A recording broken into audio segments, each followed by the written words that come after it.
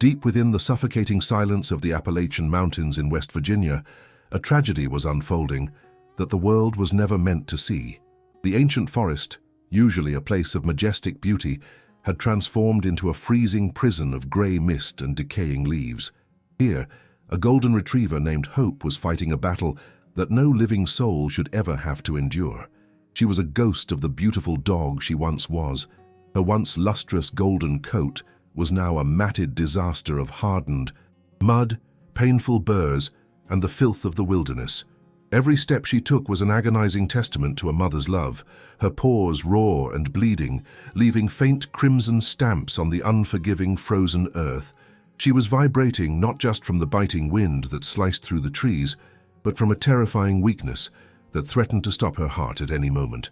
But Hope could not stop, for the invisible cord of motherhood pulled her forward with a strength that defied biology. The abstract monster of cruel abandonment haunted these woods. Someone had looked into her trusting eyes and decided she and her babies were nothing more than trash to be discarded in the middle of nowhere. Hunger was twisting her stomach into knots, but it was the silent, deadly fever burning through her body that was the real enemy. She was running out of time, and the encroaching darkness of the evening felt like a heavy curtain closing on her life. Yet, in this desolate landscape where hope seemed to have withered and died, her ears pricked up. A sound, a snap of a twig, the heavy, rhythmic breathing of a human. It was a terrifying gamble, but it was the only card she had left to play against the Reaper. Elias was a man carved from the same rugged timber as the forest itself, a 68-year-old retired carpenter, seeking solace in the solitude of the mountains. He moved with the slow, deliberate pace of a man who respects the wild, his large, calloused hands gathering kindling for the fire that would warm his lonely cabin. He had come here to escape the noise of the world, finding peace in the scripture he read every evening. But today, the silence was about to be shattered by a plea so profound it would shake his very soul. As he bent down to pick up a piece of cedar, a low whimpering sound froze him in place. He turned, half expecting a deer or a bear, but instead, his eyes locked onto a sight that would haunt his nightmares for years to come. Emerging from the dense curtain of fog like a broken angel, Hope dragged her weary body toward him. She didn't bark, she didn't growl. Instead, she collapsed onto her front elbows in a posture of absolute submission and desperation. Her eyes, rimmed with the redness of exhaustion and infection, bored into Elias's soul with an intensity that transcended the barrier between species. It was a gaze that screamed 1,000 words of sorrow, a silent prayer begging for a miracle from this stranger. Elias dropped his wood, his heart hammering against his ribs as he realized this wasn't just a stray dog looking for a scrap of food. She was trying to communicate something urgent, something life-altering. She nudged his hand with a nose that was dry and hot with fever, then retreated a few steps, looking back at him with an expression that shattered him. If this first moment of heartbreaking connection touched your soul, please subscribe to our channel right now. We are on a mission to save the voiceless, and your subscription is a prayer for their survival. Hit that notification bell so you don't miss the miracle we hope is coming. Elias felt a chill that had nothing to do with the winter wind. It was the undeniable sensation of a divine appointment. "What is it, girl? What are you trying to tell me?" he whispered, his voice rough with emotion. Hope whined, a sound so high and mournful it sounded like crying, and gently took the hem of his heavy flannel coat in her teeth. She tugged, not with aggression, but with an urgent, frantic insistence. She released him and ran a few yards into the darkening thicket, stopping to look back, her tail tucked completely between her legs. Elias knew in his gut that following her meant leaving the safety of the path and entering the treacherous, uneven terrain of the deep woods as night fell. But looking at this suffering creature, he knew he had no choice. He tightened his grip on his walking stick and stepped into the unknown. The journey was a nightmare of slipping on moss-covered rocks and dodging thorny vines that seemed to reach out like skeletal fingers to stop them. The villain of the story was no longer just the cold, it was the treacherous landscape itself, conspiring to keep Hope's secret hidden. Elias, breathing hard, struggled to keep up with the sick dog, who, despite her frailty, moved with a frantic energy fueled by adrenaline. Every few minutes, she would circle back, nudging his leg as if to say, "Faster, please. We are running out of time." The wind began to howl, a mournful sound that echoed through the valley, carrying the scent of an approaching storm. Elias wondered if he was being led into a trap or a tragedy, but the sheer purity of the dog's distress pushed him forward through the gloom. Finally, after what felt like an eternity of hiking through the freezing dampness, Hope stopped abruptly in front of a massive fallen oak tree. The trunk was hollowed out by decades of decay, creating a dark, damp cave that smelled of wet earth and misery. Hope crawled inside, her body disappearing into the shadows, and let out a soft, guttural sound that was clearly a greeting. Elias knelt in the mud, ignoring the cold seeping into his knees, and clicked on his small flashlight. The beam cut through the darkness and revealed the heartbreaking truth that Hope had been trying to show him.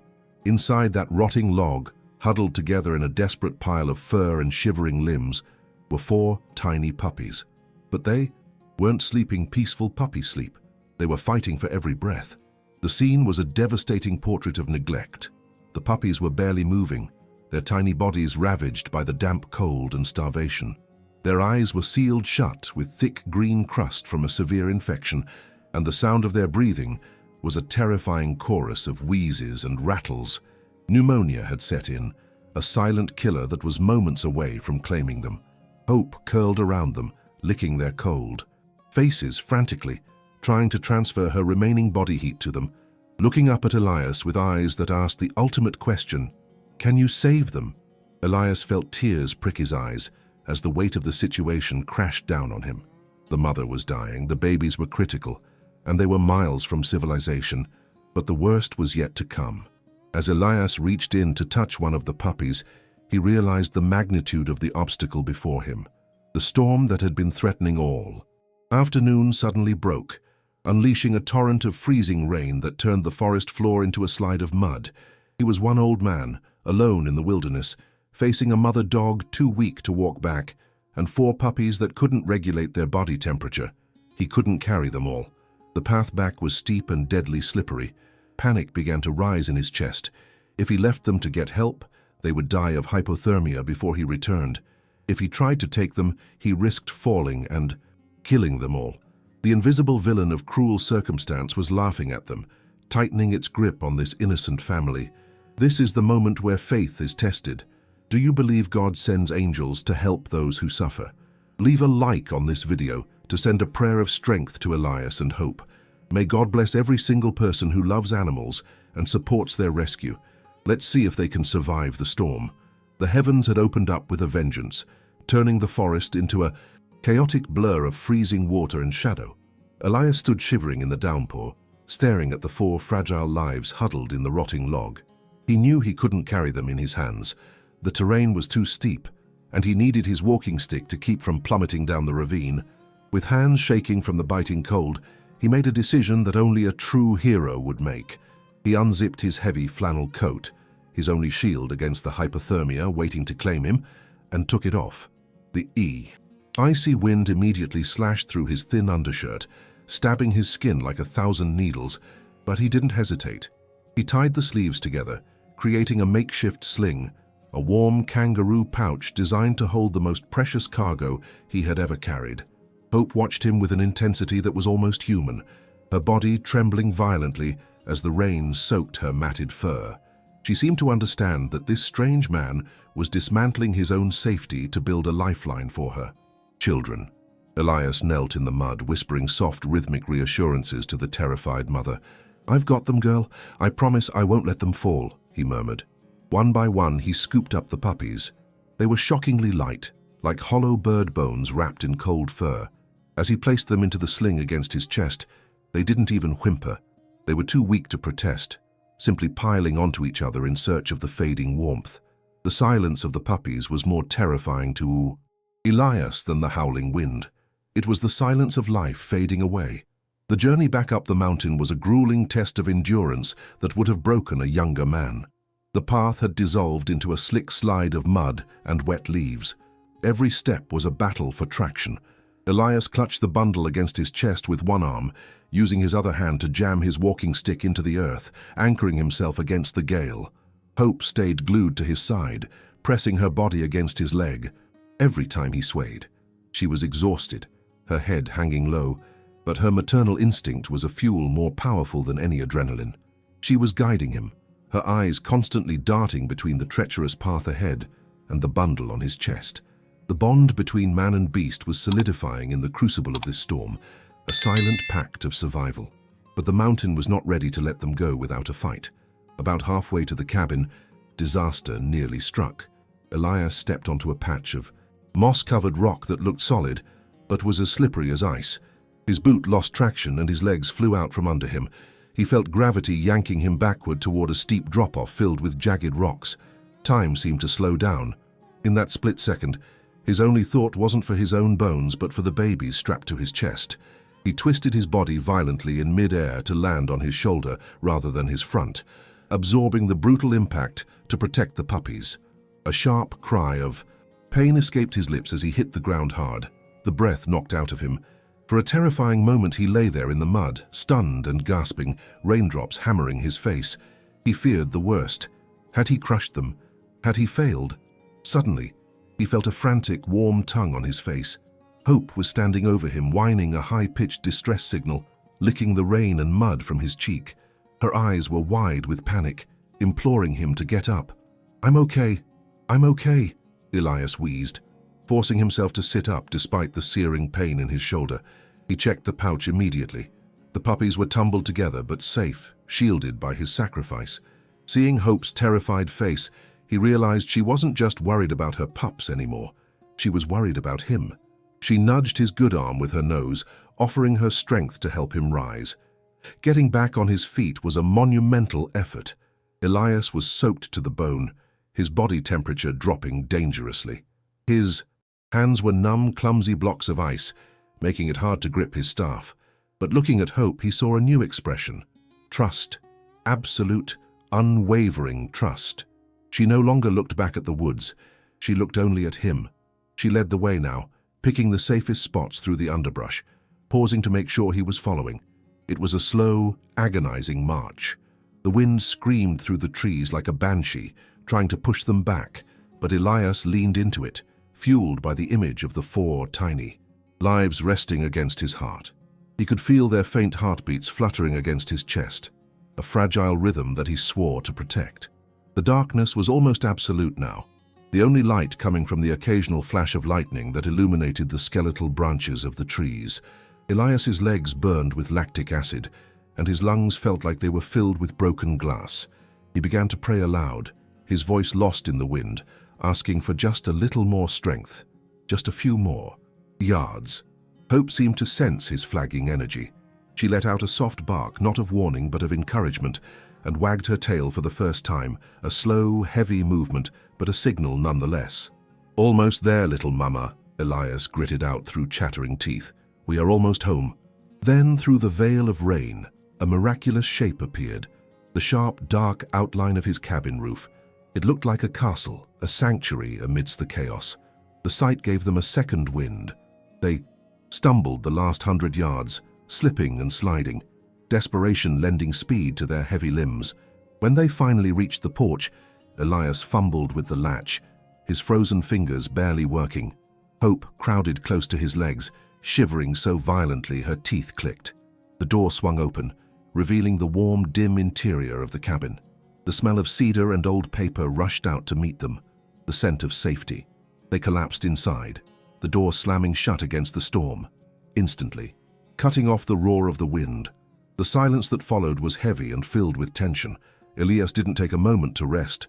He fell to his knees on the rug before the dying embers of his fireplace, his hands shaking uncontrollably as he began to untie the makeshift sling. This was the moment of truth.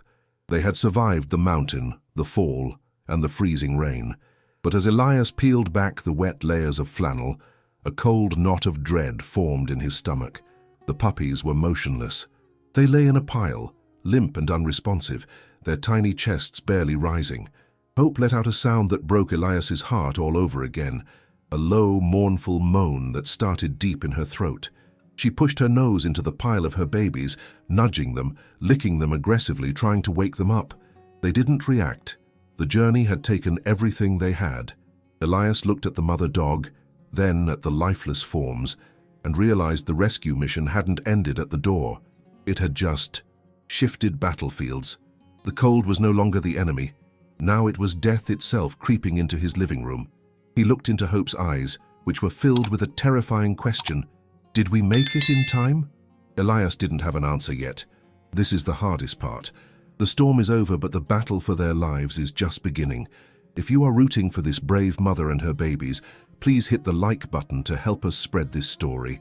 Subscribe to follow their journey. Now, let's see if a miracle can happen in this cabin.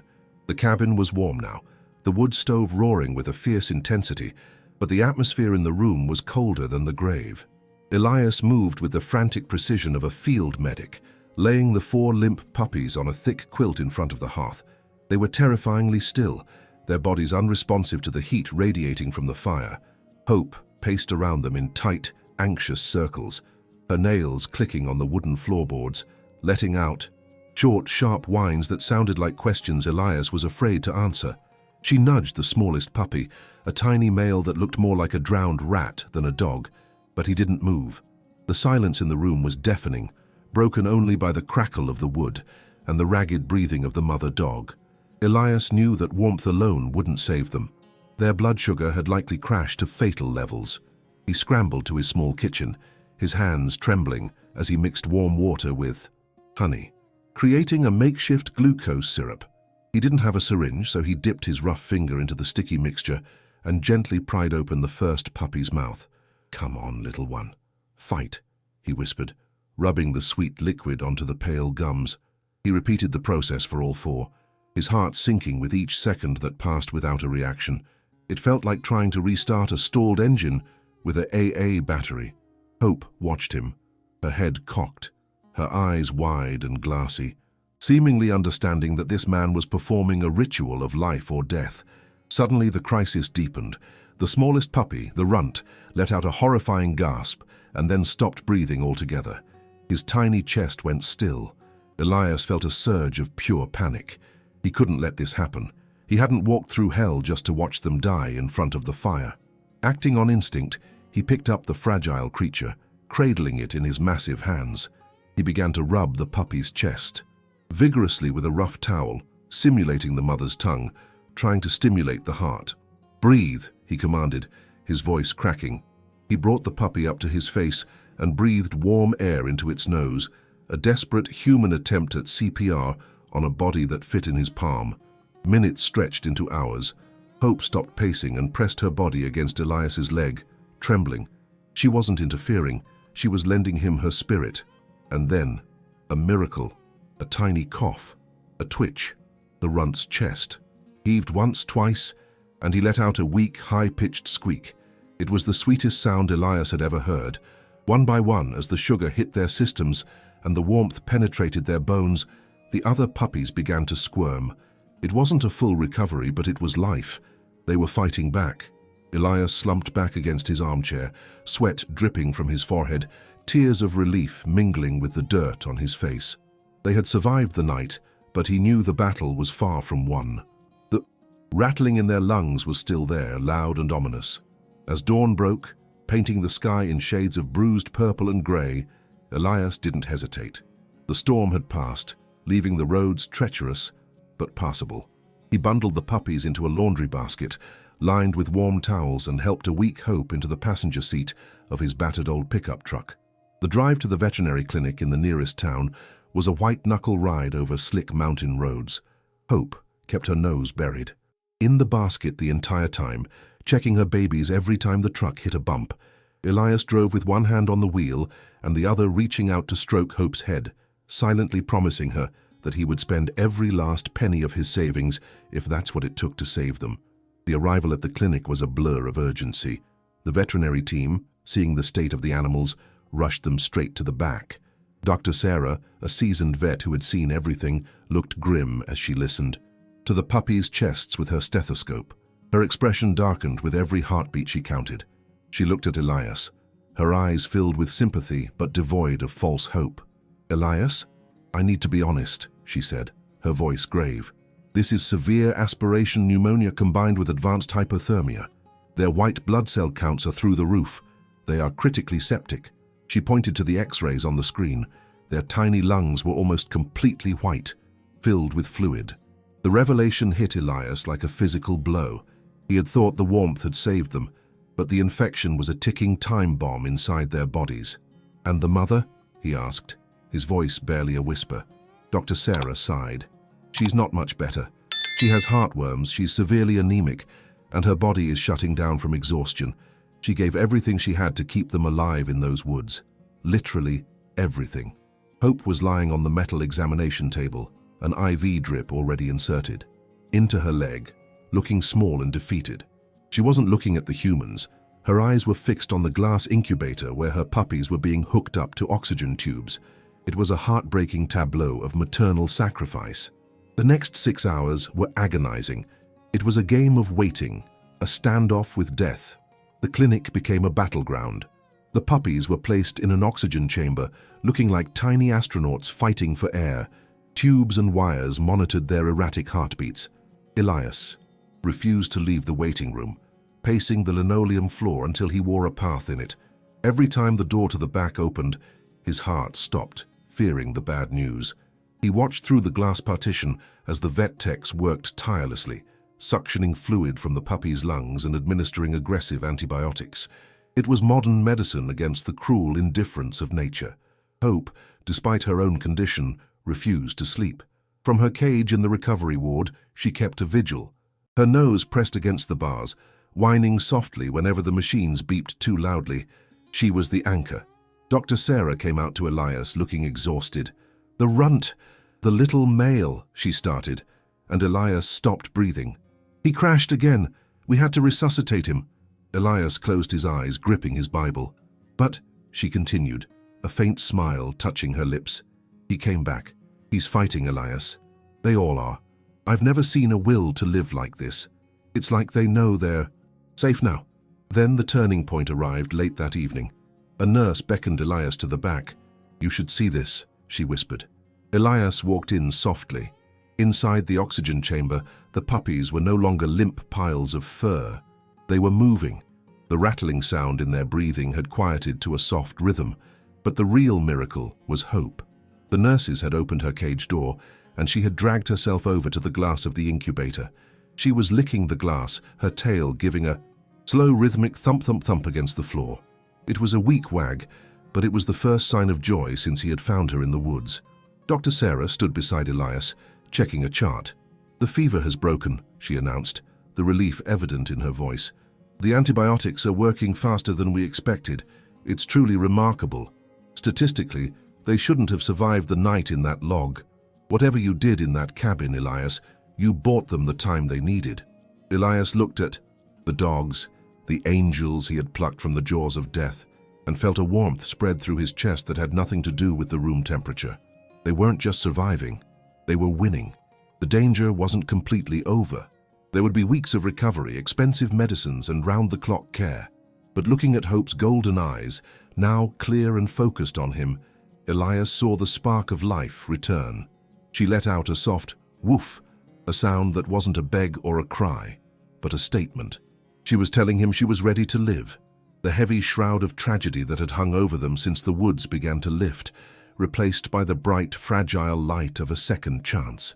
The monsters of the forest had been defeated by the kindness of a stranger and the science of medicine. They fought death and won, but the road to recovery is long. The vet bill is going to be huge, but seeing them breathe is priceless. If you are crying happy tears right now, please share this video. Let's show the world that compassion wins. Comment Amen to bless their recovery. Fast forward 6 weeks, and the gloomy cabin in the woods has undergone a transformation as radical as the dogs living inside it. If you walked into Elias's home today, you wouldn't recognize the creature greeting you at the door. Hope is no longer a skeletal ghost of the forest. She is a radiant queen of gold.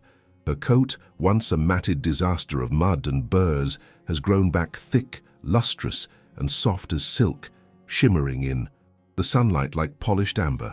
She has gained a healthy 20 pounds, her ribs no longer visible, replaced by the sturdy muscle of a happy, active dog. The sadness that once haunted her eyes has completely vanished, replaced by a sparkling, intelligent joy that lights up the entire room. She carries herself not with the slump of a victim, but with the proud strut of a survivor who knows she is loved. The 4 puppies, who once hovered on the brink of death in a rotting log, have morphed into chaotic, adorable spheres of energy. They are no longer fragile victims. They are chubby, clumsy potatoes of joy that terrorize Elias's living room in the best way possible. Their bouts of pneumonia are a distant memory, replaced by the zoomies, wild bursts of energy where they drift around corners on the hardwood floors, crashing into each other like tiny bumper cars. Their bellies are round and full, their coats are fluffy, and their barks, once weak squeaks, are now demanding yips for treats and belly rubs. The silence of Elias's lonely life has been shattered forever, replaced by the pitter-patter of 20 paws and the sound of his own laughter, a sound he hadn't heard in years. The true glow-up moment happened on a sunny Tuesday, which Elias designated as Spa Day. He filled a galvanized metal tub on the porch with warm water and gentle oatmeal shampoo. As he lathered Hope's fur, watching the dark, dirty water run off her, it felt like a baptism, washing away the last remnants of the cruel forest, the fear and the neglect. Hope didn't struggle. She closed her eyes and leaned into his scrubbing hands, groaning with pure pleasure. When he dried her off with a fluffy towel, she exploded into a happy dance, spinning in circles and sneezing, her tail wagging so hard her entire body wiggled. Elias combed out her golden mane until she looked like a show dog, whispering to her, "You're the most beautiful girl in the world, Hope. You're a princess." Hope's personality has bloomed in this garden of safety. She has rediscovered the puppyhood she likely never had. For the first time, Elias threw a tennis ball across the yard, not expecting much. To his delight, Hope didn't just chase it, she pounced on it, tossed it in the air and brought it back with a goofy, open-mouthed grin. She has become Elias's shadow, his partner in crime. When he works in his woodshop, she lies on a rug by the workbench, watching him with adoring eyes. If he drops a tool, she's there to investigate. She isn't just a pet, she is his soulmate in dog form. The fear of humans is gone, replaced by a fierce loyalty. If a delivery truck comes up the driveway, Hope barks a deep warning woof, standing in front of Elias, the protector protecting her savior. The day came to make decisions about the puppies. Elias, with a heavy but happy heart, found loving, forever homes for 3 of them with trusted neighbors. He vetted them like an FBI agent, ensuring they would be treated like royalty. But there was one puppy, the runt, the little male who had died and come back to life in Elias's hands, who simply couldn't leave. They named him Bear because of his fuzzy coat and tenacious spirit. Bear had chosen Elias. Every time someone came to visit, Bear would hide behind Elias's boots, growling his tiny growl. He was staying. So the lonely carpenter, who thought his life was winding down, now found himself the father of a beautiful golden retriever and the grandfather of a mischievous puppy. His family was complete. The person who dumped Hope in those woods made a mistake that will stain their soul, but their cruelty inadvertently created a masterpiece of love. They threw away trash, but they discarded a treasure. While that person likely lives with the rot of their own cold heart, Elias wakes up every morning to wet nose boops and unconditional love. Karma has a way of balancing the scales. The villain lost the best friend they could have ever had, and Elias gained a reason to wake up every morning. The emptiness of the cabin has been filled with the warmth of life. The tragic beginning in the cold rain has been rewritten into a fairy tale, ending full of sunshine and squeaky toys. The final scene is one of perfect peace. It is evening again in the Appalachian Mountains, but the air is no longer menacing. Elias sits in his rocking chair on the porch, a mug of hot coffee in his hand, watching the sunset paint the sky in oranges and pinks. Hope is resting her head on his knee, her eyes closed in contentment, while little Bear sleeps upside down on the welcome mat, twitching in a dream. The woods are quiet, but it's no longer a lonely silence. It's a peaceful one. Elias rests his hand on Hope's head, feeling the steady, strong rhythm of her breathing. They saved each other. The man saved the dog from the cold, and the dog saved the man from the solitude. Who abandoned this angel deserves prison. But look at her now. She is living her best life. Do you believe that Hope knew Elias was her guardian angel from the moment she saw him? Tell us in the comments. Leave a like if you believe every dog deserves a second chance. Comment, "Thank you, Elias," to show your love for this hero. Don't forget to subscribe for more rescue miracles. Love is real.